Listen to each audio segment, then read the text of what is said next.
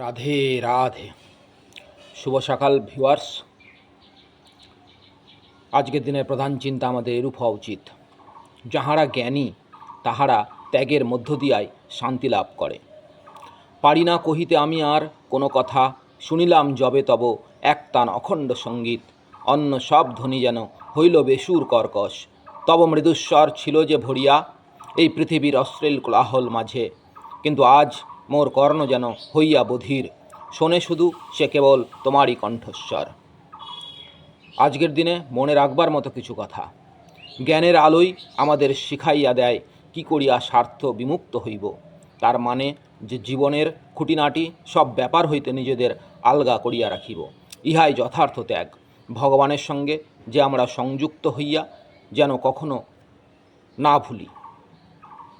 আমরা সকলেই এমন জিনিস চাই যাহা আমাদের জীবনে বিশেষ পূর্ণতা আনিয়া দিবে, কিন্তু তাহার অর্থ এই নয় যে আমরা জিনিসপত্র সংগ্রহ করিয়া জমাইয়া রাখিব।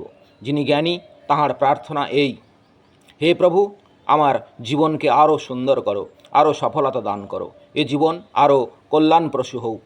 যে মানুষ ত্যাগ করিতে পারে সেজন সত্যি আরও মূল্যবান জিনিস লাভ করে।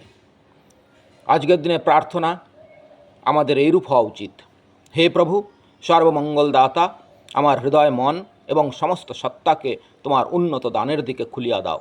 তুমি একমাত্র যাহা এ জীবনকে পূর্ণ করিবে এবং যাহা লাভ করিবার আমার প্রয়োজন তাহা দান করিতে পারো। তুমি যে সকল সৌন্দর্য ও পুণ্যভাবের মূর্ত প্রতীক, তুমিই আদি, তুমিই অন্ত, যাহা সব আছে সে সকলই তুমি। তোমার দিব্য জীবনের মধ্যেই যেন আমার সত্তা স্থির হইয়া থাকে। রাধে রাধে।